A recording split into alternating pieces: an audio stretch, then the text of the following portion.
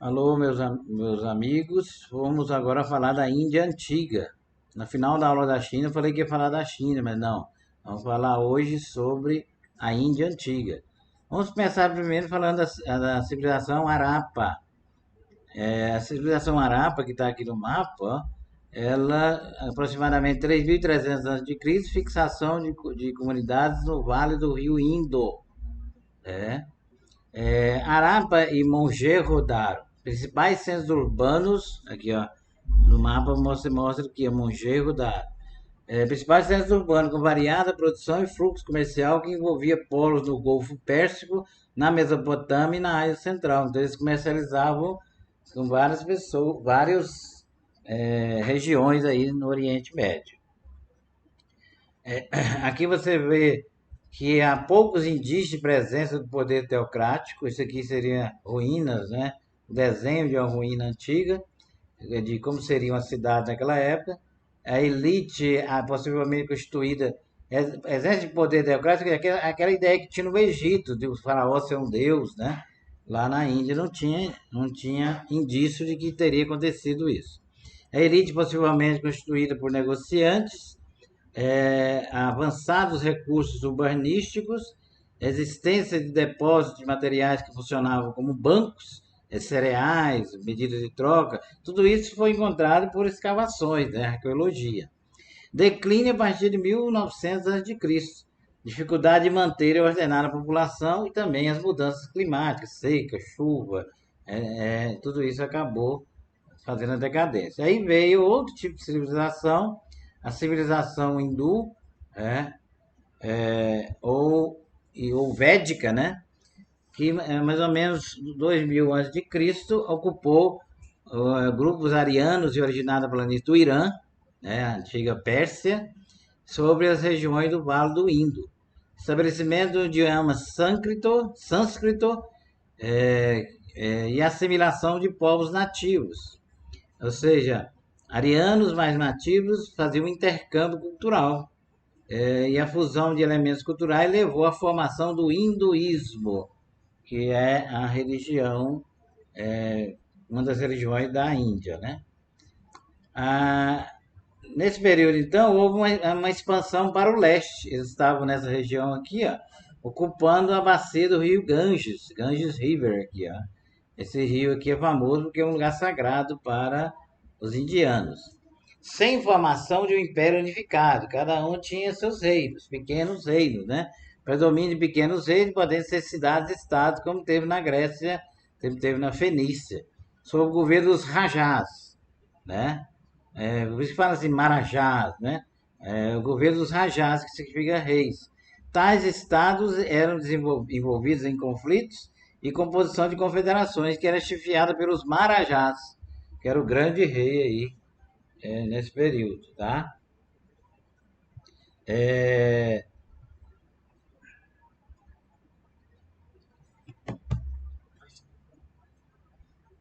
Agora, continuando aqui, em cerca de 500 anos antes de Cristo,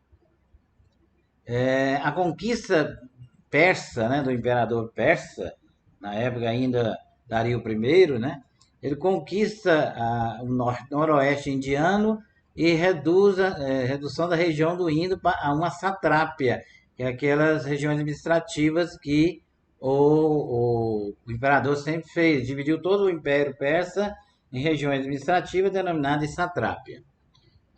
Domínio de parte do território por Alexandre, também depois, em 336 a.C., na era da expansão do Império Macedônico, né, dominou a região.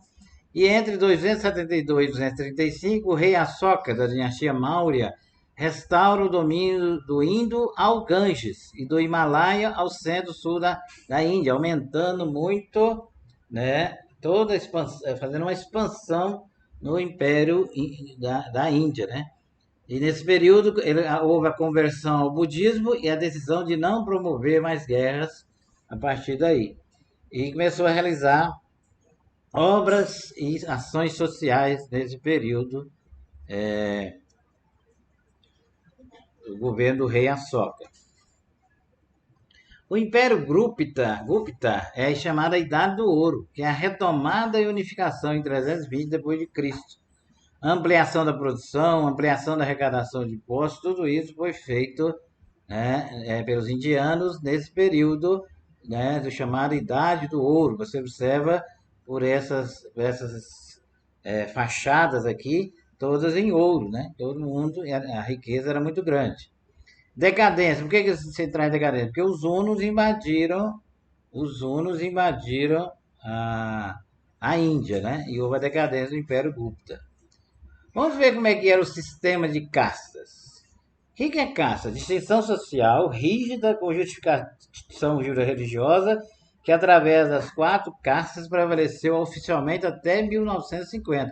E hoje ainda tem esse... Até a novela Caminho das Índias, da Rede Globo, a Glória Pérez mostrou bem essa situação aí na atualidade, né? É uma distinção social rígida, ninguém pode passar de uma casta para outra. Os brahmanes eram sacerdotes e sábios responsáveis pela orientação religiosa e pelo aconselhamento aos governantes.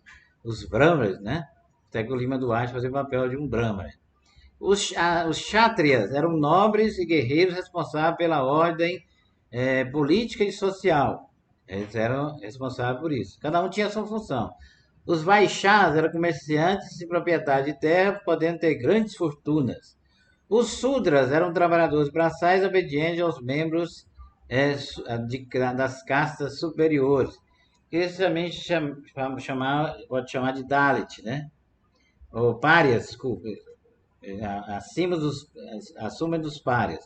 Os párias ou Dalits eram indivíduos que estão dentro desse sudra aí, ó, fora do sistema das castas, tidos como impuros, cuida da limpeza e dos mortos. Mas são descendentes aí dos sudras, viu? Eles são fora do sistema que não é considerado ninguém. As pessoas não querem, os párias ou os Dalits nem pode olhar, nem dirigir-se a um Brahmane, por exemplo, de forma alguma. Então ele está ali dentro dessa camada final das castas indianas. Desenvolvimento de aspecto do hinduísmo ou brahmanismo, sem fundador, surgiu por volta de 1500 a.C. Nós tivemos Vedas, que é herança ariana, versos de conteúdo e caráter sagrado transmitido por tradição oral aos arianos. Outras fontes sagradas, né? O Bhagavad Gita, o Upanishads, os Brahmanas, Maratha e Ramayana, né? Que são livros que falam do hinduísmo. Aqui o rio sagrado do rio Ganges mostrou muito ele na novela Caminho das Índias, onde o povo fazia sacrifícios ali dentro. A pessoa tem que banhar no rio Ganges em determinadas datas, né? Para atender os deuses dele, que vamos mostrar daqui a pouco. Olha o politeísmo hindu. Você tem Deus principal, Brahma, criador do cosmos e dos demais deuses. Então, o Deus Brahma, né? Não é a cerveja, é o Deus de lá. Claro que o nome foi originário desse aí. Vishnu, protetor da humanidade, tem várias encarnações terrestres, avatares, né? Daí a origem dos avatares, que usa muito em jogos aí. Shiva, o poder da destruição e o ciclo das encarnações. Esses deuses inspiraram muitos joguinhos, desenhos animados, heróis, né? Krishna, o adorável, avatar de Vishnu, que enfrentou vários demônios e ajudou em várias batalhas. Ganesha, filho de Shiva e Mahadevi, é fonte de prosperidade e fortuna. Kali, divindade da morte como um processo e não como um fim. Surya, deus do sol, responsável pela sabedoria, está associado a Arura, deus da manhã, condutos de carruagem. Na novela também mostrava muito bem isso aí. Vamos ver agora o desenvolvimento da outra religião deles, que é o budismo. O budismo, apesar de ser cultuado na China, ele é de origem indiana.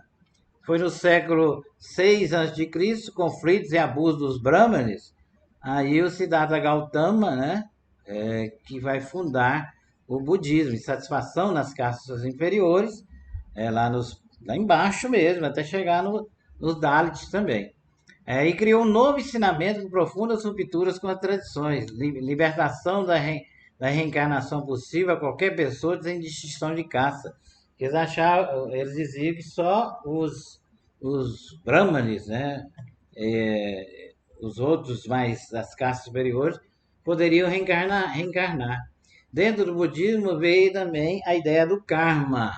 O karma é aquilo que a pessoa tem que passar na vida dele. Se ele não resolver o problema do karma, ele tem que reencarnar várias vezes para cumprir o seu karma. E assim, pessoal, nós terminamos a Índia Antiga. Espero, não tem muita fontes históricas, mas o que a gente conseguiu trabalhar aqui para que vocês tenham uma visão geral dessa história do Oriente, que foi esquecida durante muito tempo, porque sempre se estudou a história ocidental, nunca se preocupou com a história oriental. Muito obrigado e até a próxima.